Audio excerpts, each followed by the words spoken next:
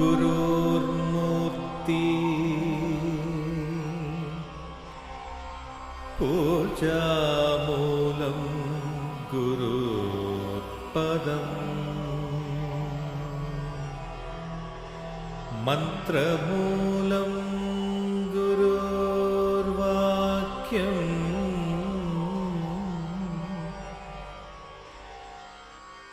मोक्षमूलं गुरुर्कृपा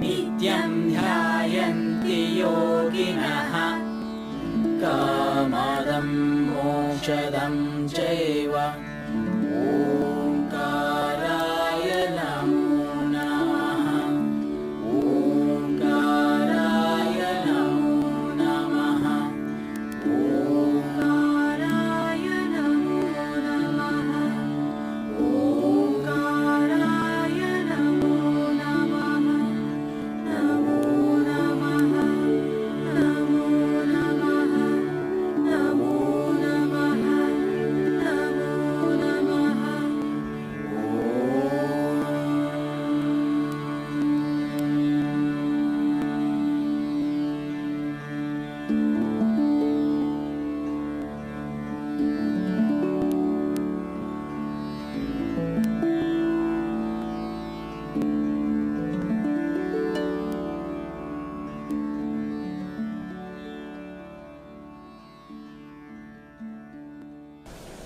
కాశీ క్షేత్ర నివాసంచ కాలభైరవ దర్శనం నివాసం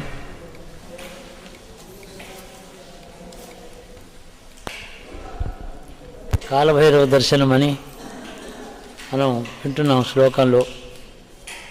కాశీ క్షేత్రం ఉండడం, కాలభైరవ దర్శనం, ఆ రెండు ఒకటే. కాలదర్శనం అవుతుంది కాశీ క్షేత్రంలో. Staying in Kashi, you will have an experience of time. That is Kalabhairava Darshanam. ఇక్కడ భౌతికంగా దేవాలయంలో విశ్వనాథుని చూస్తారు, తర్వాత భైరవుని చూస్తారు. ఈ జీవుడికి లోపల జరుగుతున్న అనుభవం ఎట్లాంటిదంటే, తన యొక్క అనేక జన్మాంతర కృతమైనటువంటి కర్మావసానం ఏదో ఉంది. అనేక జన్మల్లో చేసిన కర్మ యొక్క ఫలాలన్నీ పూర్తిగా అయిపోయిన తరువాత ఆ జీవుడు ఇక్కడ ఉండవలసిన పని లేదు. ఆ కర్మ ఫల అవసానం కాలమంది ఎప్పుడు దొరుకుతుందో అట్టిది ఆ భైరవమూర్తి ఇస్తాడని. కాలభైరవుడు అంటే కాలస్వరూపుడైనటువంటి భైరవుడు కాశీ క్షేత్రం మీద నివసించే వారికి ఇస్తాడు ఆయన అనుగ్రహం. అది వేరు, ఇది వేరు కాదు. మోక్షమందు ఇచ్చే ఏదో జన్మలో కలుగుతుంది. మోక్షం కావాలనేటువంటిది, జ్ఞానం కావాలనే ఇచ్చ కలగడమే అనేక జన్మల తర్వాత కలుగుతుంది. తపస్సులు చేసినా జ్ఞానం కలగకూడదు. ఎందుకంటే తపస్సుల నుంచి ఫలాలు వస్తాయి. ఫలములు అనుభవించడానికి ఊర్ధ్వలోకాలు, పరాక్రమం, రాజ్యకాంక్ష ఇట్లాంటివన్నీ తపస్సులోంచే వస్తాయి. సామాన్యుడికి పుణ్యుల్లోంచి వస్తాయి. పండితుడికి, యోగికి తపస్సులోంచి వస్తాయి. అభీష్ట సిద్ధి, కోరికలు నెరవేరడం సామాన్యుడందరికీ పుణ్యం చేత. పెద్దవాడైతే పుణ్యం చేయకుండా కూడా తపస్సు చేత అన్ని సాధించవచ్చు. రెండు కూడా కర్మఫల బంధనములే. ఆ బంధనములు కొంతకాలానికి, కొన్ని జన్మలు అయిన తర్వాత ఇక చాలని జీవునికి ఎప్పుడైతే కలుగుతుందో అప్పుడే విశ్వనాథుడు జ్ఞాపకం వస్తాడు. ఇక్కడికి వస్తాడు. కాలభైరవ దర్శనం అవుతుంది అతనికి. కాలభైరవుడు అనగా తను అనేక జన్మలలో, కొన్ని యుగాల నుంచి అనేక శరీరాలలో ప్రవేశించి అనేక జన్మలు ఎత్తి కర్మ చేసి ఫలం అనుభవించి సుఖం దుఃఖం చూశాక ఆ కర్మ ఫలానికి అవసాన కాలం ఎప్పుడుందో అప్పుడే ఈ కాలభైరవుని చూస్తాడు అతడు. ఇక్కడికి వచ్చిన వారికి అట్టి స్థితిలో ఉన్నారని, ఒక్క మెట్టు అవతల 2 మెట్ల అవతల ఉన్నారే కానీ అట్టి అవసాన స్థితిలో ఉన్నారనే దీన్ని అర్థం చేసుకోవాలి. ఇన్ని మాటలు రావాలా కాశీకి? ఒక మాట వస్తే చాలా. మన సుఖదుఖమయమైన సంసారం నుంచి విశ్రాంతి కలుగుతుందని, ఎక్కడైనా ఒక చోట దొరుకుతుందని అంటే అక్కడే శాశ్వతంగా ఉండలేక చాలామంది ఇంటికి వెళ్ళి మళ్ళీ వస్తూ ఉంటారు. ఇంట్లోనూ ఉండలేరు, ఇక్కడ ఉండలేరు అని అర్థం. అది మనిషి యొక్క చాంచల్య స్వభావం అది. కానీ ప్రతిసారి మనం ఇక్కడికి వచ్చినప్పుడు నా కాశీయాత్ర పూర్తయిందని మనం మనస్ఫూర్తిగా నమ్మాలి. ఇంకొక మాట, వస్తానని ఎప్పుడు సంకల్పం చేయకూడదు. ఆ సంకల్పం ఇక్కడ అవసరం లేదు, చేయకూడదు కూడా. నేను మళ్ళీ వచ్చి నీ దర్శనం చేసుకుంటాను ఆ మాట అనకుండా, నీ దర్శనం చేసుకున్నాను, నాకు కార్యసిద్ధి అయిపోయింది, నువ్వు నాతోనే ఉంటావు ఇక అని విశ్వాసంతో నమ్మకంతో అలాగా భావించడం చేతనే తత్వం అలా వస్తుంది. లౌకిక దృష్టిలో కాశీ పట్టణం చూడడం అనేది ఎంతో కాలం పడుతుంది, ఎన్నో విషయాలు తెలుసుకోవాలి. అది కాశీపట్టణం చూడడం. కాశీవాసం అంటే పంచాక్షరి మహామంత్రం నమశివాయ నమశివాయ నమశివాయ అనుకుంటూ ఒక రోజు ఇక్కడ ఉన్నప్పటికీ కూడా విశ్వనాథుడి దర్శనం అయినట్టే. ఏదో ఒక రూపం మనసులో కనపడడం వాటన్నిటికంటే ముఖ్యం. మనకు తెలియకుండా జరిగేటటువంటి కర్మక్షయం. ప్రత్యక్షంగా ఒక స్వప్నం వస్తుంది, లేదా చిరకాలం మంత్రజపం చేసిన తర్వాత ఒక క్షణం దర్శనం అయిందనుకోండి, ఆ దర్శనం అనేది కనురెప్పపాటే. తర్వాత వెంటనే మనతో మాట్లాడుతూ దేవతలు ఉంటారా? తక్షణమే అంతర్ధానం అయిపోతాడు. ఆ తర్వాత మాట ఏమిటి? ఏం చేయాలి? ఆ తర్వాత ఇంకా ప్రాపంచిక వాసనలు లేకుండా జీవించగలడా? మంత్రోపాసన ఫలాలు అలాగే ఉంటాయి. ఇది ఈశ్వరతత్వాన్ని ఇక్కడ ధ్యానించడం జ్ఞానోపాసన. నిర్గుణమైన శుద్ధ సత్వమైన శాశ్వతమైనటువంటి కారణమైన శివతత్వాన్ని ధ్యానించడమే ఇక్కడ ఉండడం అంటే. కాశీక్షేత్ర మహత్యం గురించి చాలా పురాణములు ఎన్నో చెప్తాం. మామూలుగా కాళహస్తి లాంటి క్షేత్రాల్లో శివానుగ్రహం పశుపక్షాదులు కూడా దొరికిందని చెప్తున్నారు కదా. ఇక్కడ ఏమిటి విశేషం? అక్కడ భక్తితో సేవించిన వారికేమో తప్పకుండా ఫలం అవుతుంది. శరీరం పశువు శరీరం కావచ్చు, పక్షి శరీరం కావచ్చు. ఇక్కడ విశేషం ఏమిటంటే భక్తి లేకపోయినా శత్రుత్వంతో ఇక్కడ జీవించిన వారికి కూడా పరివర్తన వస్తుంది ఒక జన్మలో. ఆ విధంగా వాళ్ళకు కూడా దీని తిరస్కార బుద్ధితో ఉండేవారికి కూడా ఇక్కడ గాలి నీరు ఇక్కడ ఉండడం చేతనే వాళ్ళకి అంతిమ దశలో చివరి గడియలో ఆ ద్వేషం ఉన్నటువంటి మబ్బు విడిపోయినట్టు విడిపోతుంది. ఉత్తర జన్మకి భక్తుడిగానే పుడతాడు, కోరుకుంటూనే పుడతాడు. క్షేత్రంలో అటువంటి మహత్వం ఉంది. ఇక్కడ నుంచి కైలాసం నుంచి కాశీ నుంచి ఇంకా దక్షిణానికి వెళ్ళి దక్షిణ ధ్రువం దాకా వేస్తే ఒకే రేఖ మీద ఉన్నాయి ఇవన్నీ. ముఖ్యమైన క్షేత్రాలన్నీ ఇక్కడే ఆ రేఖ మీదే ఉన్నాయి. ఆ కైలాస పర్వత దర్శనం ఏదైనా కోరుకునేటట్టయితే కైలాసం ఎట్లా ఉంటుందో నాకు చూడాలని ఉంది. కాశీలో ధ్యానిస్తే కనపడుతుంది. వైకుంఠం నిజంగా ఉందా, అది ఎట్లా ఉంటుందో చూడాలని ఉంది. ఈ కాశీక్షేత్రంలో అదే కోరుకుంటూ జయించు. మనుషులు చిత్ర విచిత్రమైన కోరికలు ఉంటాయి ఆ మనుషులకి. వైకుంఠం నిజంగా ఉందా, ఒట్టి నమ్మకమేనా, దర్శనం అవుతుంది. సందేహించేవాడికి తనకు వచ్చిన అనుభవం కూడా నాకు కలేమో మనోవికారమేమో అనుకుంటాడు. నమ్మకం పుట్టడానికి తన అనుభవం కూడా సరిపోదు. ఆ నమ్మకం కూడా మళ్ళీ కలుగజేస్తుంది శక్తి, సందేహ నివృత్తి కలుగుతుంది. ఆదిశంకరులు ఇక్కడ వచ్చారు. పండితులందరూ అన్ని సాంప్రదాయాల్లో ఉండే యోగులు, మతకర్తలు, ప్రవక్తలు అందరూ ఇక్కడికి వచ్చారు. అనేక సంఘర్షణలు కూడా ఇక్కడ జరిగాయి.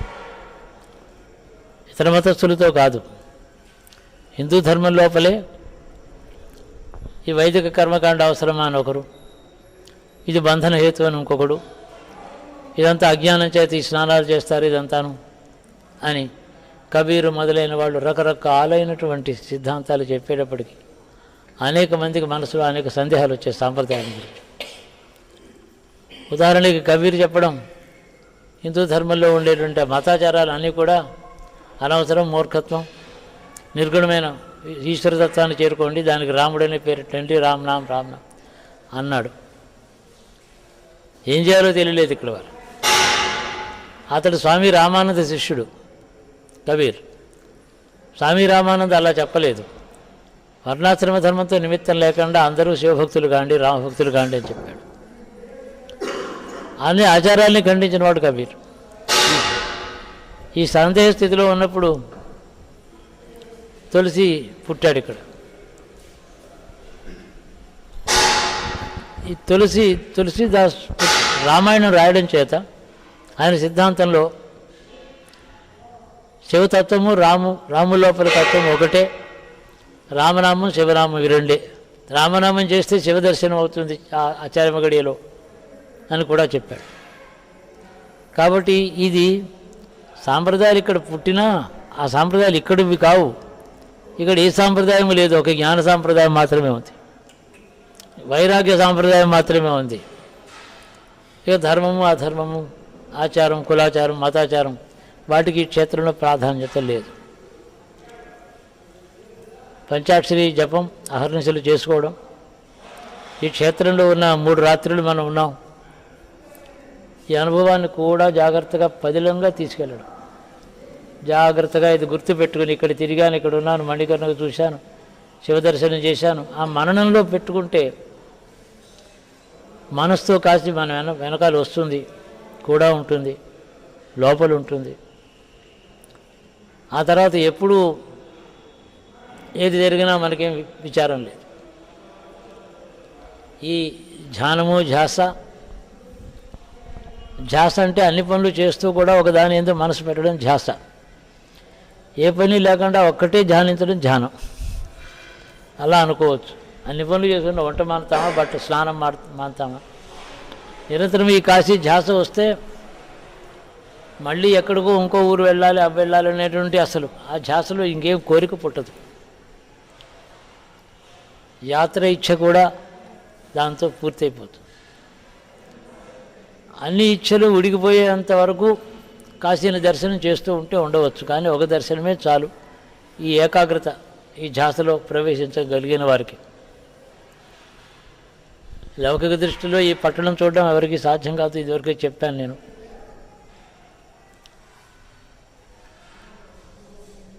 రాజకీయంగా కూడా చూస్తే చాలా పూర్వం, రామాయణ కాలానికి పూర్వమే దివోదాసుడు ఇక్కడ రాజ్యం చేస్తున్నప్పుడు వీతహవ్య వంశం అని ఉండేది. ఆ వంశం పేరు హైహయ వంశం ఉంది ఆఫ్ఘనిస్తాన్ ఆ ప్రాంతంలో. అక్కడి నుంచి వాళ్ళు వేద ధర్మంలో లేరు, కాశీని ఆక్రమించుకున్నారు. వాళ్ళిద్దరికీ చాలా యుద్ధాలు జరిగినాయి. దశరథుడికి పూర్వమే, పరశురాముడి కంటే ముందు ఆ కాలం అన్నమాట అహేహిపుడు ఒక అరాచకం సృష్టించారు. భృగు మహర్షి దగ్గరికి ఈ దివోదాసుడికి సంతానం పరాక్రముడు వాడి చేతిలో ఓడిపోయినాడు. ధర్మాన్ని రక్షించేవాడిని నన్ను నాకు ఓటమి వచ్చింది కాబట్టి నన్ను ఏం చేయమంటాను భృగు మహర్షి దగ్గరికి వెళ్ళి అడిగితే ఆయన పుత్రకామేష్టి చేయించి గొప్ప శక్తివంతుడైన పుత్రుడిని ప్రసాదించాడు ఆయన. ఆ కొడుకు చాలా పరాక్రమవంతుడై హైహైని జయించాడు. హైహై వంశానికి మూలపురుడైన వాడు వచ్చి మళ్ళీ ఈ భృగు మహర్షి యొక్క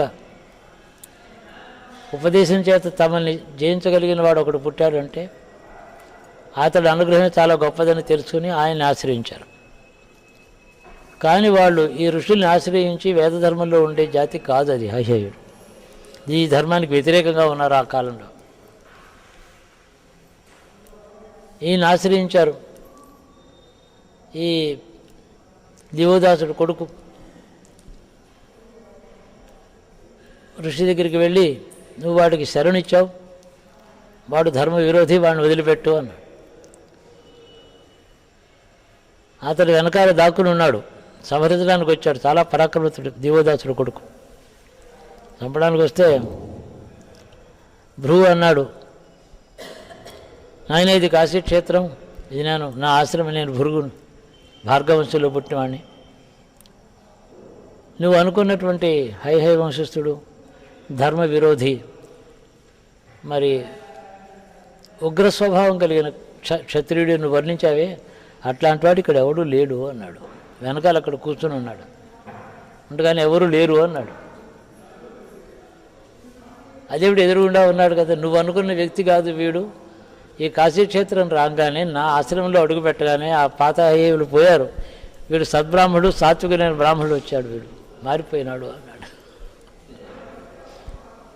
అప్పుడు అతడికి అర్థమైంది, వాడిని చూస్తే శుద్ధ సత్తుడు, ఆ పాత మనిషే కాదు వాడు. శివనామం చేసుకున్నాడు, ఉపదేశం తీసుకుని భృగు మహర్షి ఆశ్రమంలో ఉండిపోయినాడు. అంటే చాలా ధర్మ విరోధులు కూడా ఇక్కడికి వచ్చి ఒక పెద్దలు ఒక మహర్షిని, ఒక యోగిని ఆశ్రయించినప్పుడు ఆ యోగి ఆ గురువు ద్వారా వాళ్ళకి గుణం మారిపోయింది. అంతా శివానుగ్రహమే. పురాణం చాలా చెప్తుంది దీని గురించి. ఓపికంటే చదువుకోవాలి, శివనామం చేసుకుంటే సరి. పంచాక్షరి అహర్నిశలు చేసుకుంటూ కాశీలో కొన్ని ఘట్టాలు అవి గుర్తు పెట్టుకుంటూ ధ్యానం చేసుకుంటే దానివల్ల స్వప్నంలో కొన్ని దర్శనాలు అవుతాయి. ఎవరికైనా దీనికంటే పైనది, ఇది తర్వాతది మరొక యాత్ర ఉందనే భావం అవసరం లేదు. ఇది కాశీ మహాత్మ్యం. రేపు వెళ్ళిపోతాం అనుకోండి, మళ్ళీ ఎప్పుడో వస్తానని సంకల్పం అక్కర్లేదు. శివాజ్ఞ అయితే వస్తే వస్తాను, రాకపోతే ఇదే సరే, ఇది సంపూర్ణం. ఈ యాత్ర పూర్తి అయిపోయింది. పూర్తి కాలేదు ఆయనే పిలుస్తాడు, మరో మాట రమ్మంటాడు, అప్పుడు వస్తాం. తదధీన వృత్తి, ఆయన సంకల్పమే నా కర్మ, నా క్రియ, నా ధర్మం.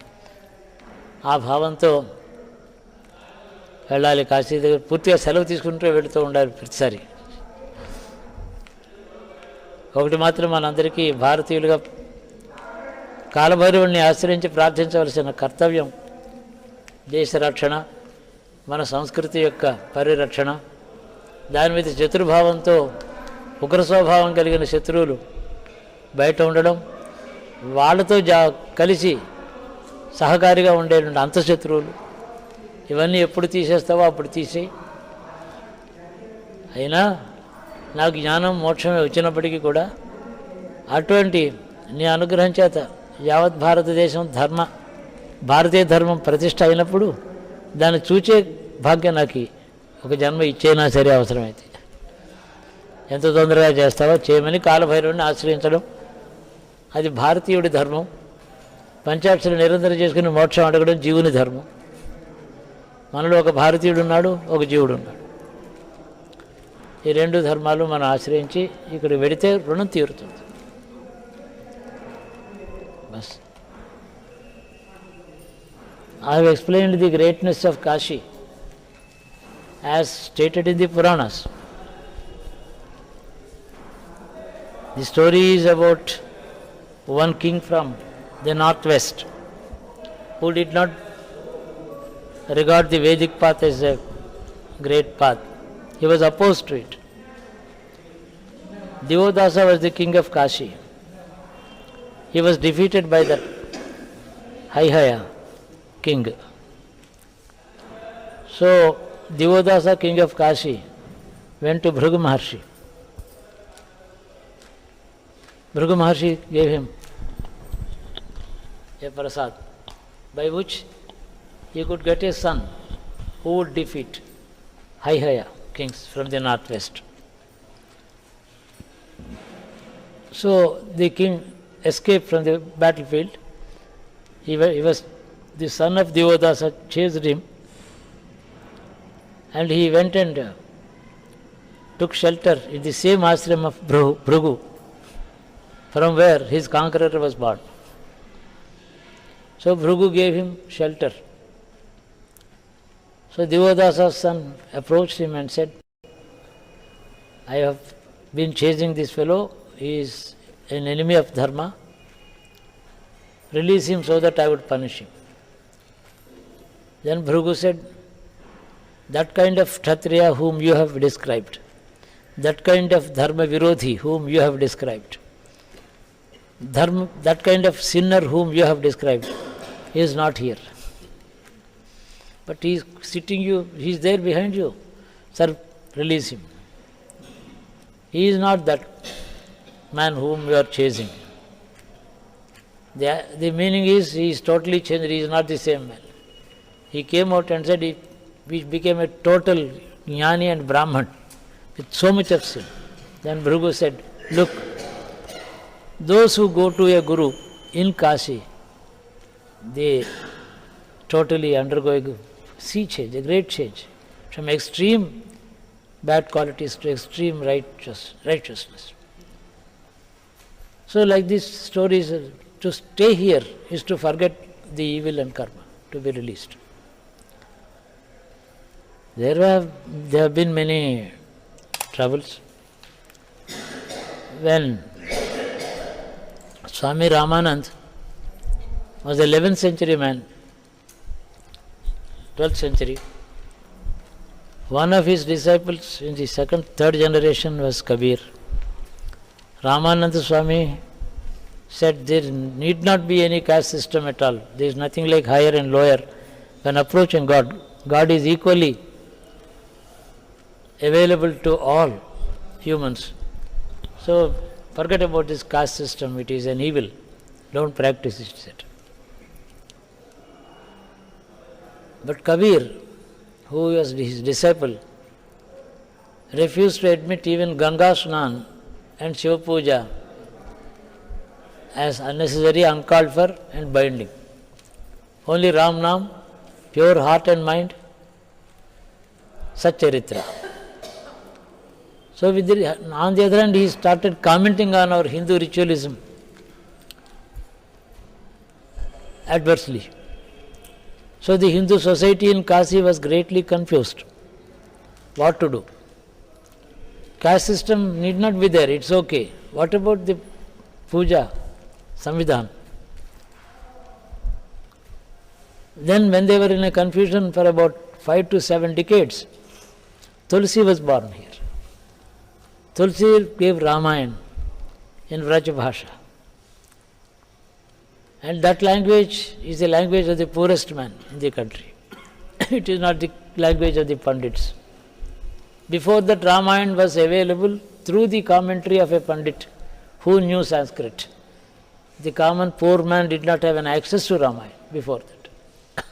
He brought Ramayana to the hands of the poorest man, unlettered man. His Pratipadana is, his theory is, Shiva is a Tattvam, it is pure Brahman, Brahmavastu. That has incarnated as Rama. Rama and Shiva are one. Take both the names. Instead of saying Rama is Vishnu avatar, Rama is his Brahman for him. Brahmavastu, Brahmajnana, that is Rama. So those who live here, those who die here, if you worship Shiva, he gives Tarak Mantra. Tarak Mantra is not Ram Mantra, it is Tarak Mantra is Om, instant release from bondage.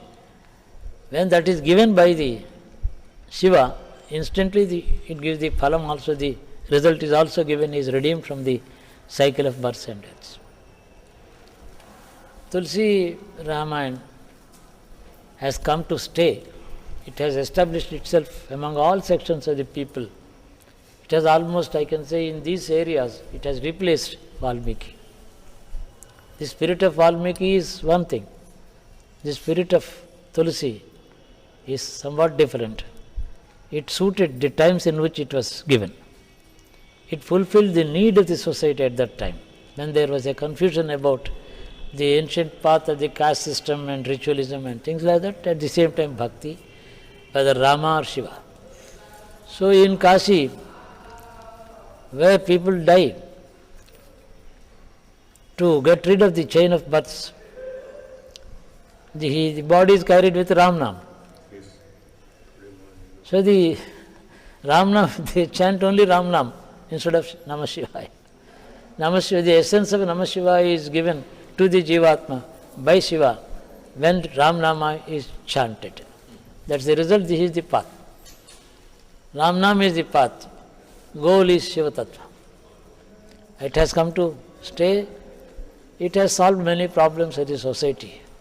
Otherwise, divided between opinions. It was here Shankaracharya came, 9th century. He was only, of course, 17 years when he came to this place. He learnt some more Shastras. He took his Upadesh and Sannyas Diksha from in a place near, that is Omkareshwar, from Govinda Bhagavat Padacharya. He received his sannyas also.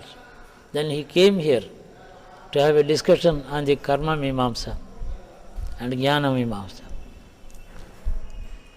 It was the belief of everyone before that only Yajna and Vedas are the only path. One who does not have access to it or who does not perform it has no future. Then the Bhakti Marg, Jnana Marg came to be established by Shankara. Simultaneously, the Karma Marga of the Vedic ritualism also survived, but it went on getting reduced. The Bhakti Marga has taken the whole country by the continent, subcontinent by the storm. Today, ultimately, we have arrived on the platform of Bhakti Marga. There is no going back on to the ritualism of the Vedas, nor the chanting of Vedas. They are carefully preserved by a small section of the society because they are the origin of everything. From Vedas we have come down to this path. Without Vedas we have no roots. So that has to be preserved. But it's not the path of the common man. They are preserved. The scholars do study them and trace the origin of all paths to the Vedas. The paths belong to the poor people, the common man. We are unlettered, we are not pandits, we are not scholars. Still, the path is very clear before us. We can reach the Almighty, the God, to Jnana, just by chanting His name, Shiva, Shiva, Shiva, Shiva, Shiva. So in Kashi, even Ram Nam leads to Shiva Jnana. That is the Rama Vigrahan Dharma. Rama is the incarnation of Dharma. So, whatever adharma that we have followed in the lifetime, Ram Nam clears that, releases the man from adharma. Adharma is effaced, eroded. Then what remains is Shiva Jnana. Shiva is here to give it. The path is very simple. So, many theories have come here, they have also disappeared. Today, there were some very bad comments on Kashi also. Many even local sayings have been there. Ran, Sidi, Sannyasi, Ise Bache, Kashi. Such things have been told here.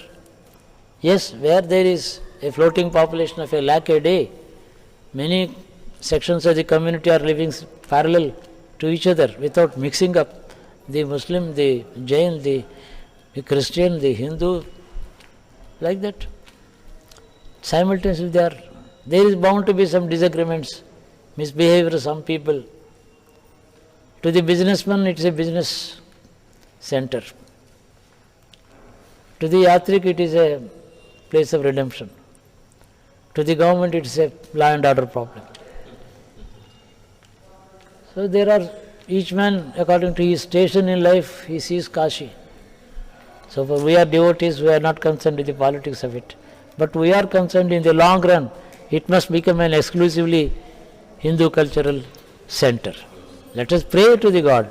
It should be our goal. At least let our grandsons see that. If we are our sankalpa, our prayer, may yield all these results in due course. My confidence is in my prayer. He is a great giver. He is a liberal giver.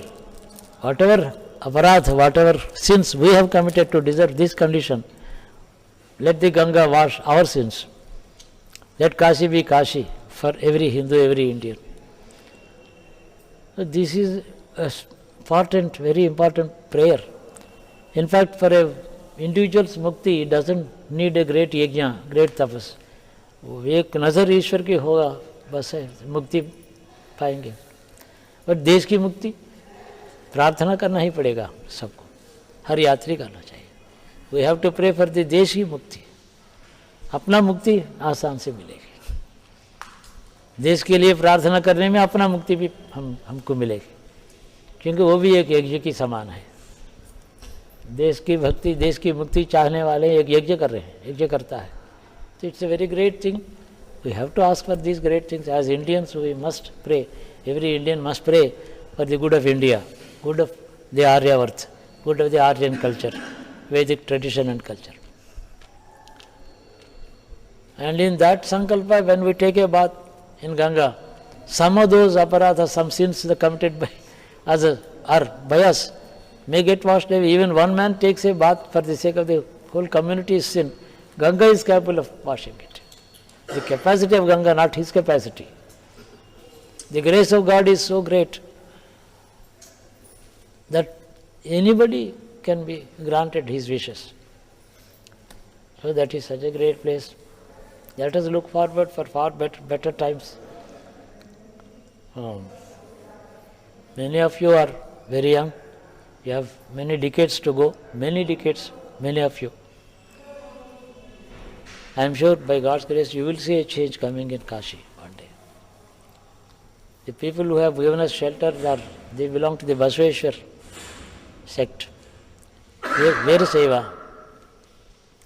Basaveshwara was a great yogi, great administrator, great Shiva Bhakta and a great teacher and a preacher in Karnataka. So he proved that you don't have to chant any name except Shiva. It is much, much more than enough for you. You take 100 deities, a half a dozen mantras, so many devas, it's all not necessary. Okka Shivanamam chalu. Shivanam pakkan Vishnunam, Vishnunam pakkan Ganapati, Ganapati, Ammavar Puja, Lakshmi Puja, inni chestara. Shivanam okati chalu. ఆయన సిద్ధాంతం అంతే.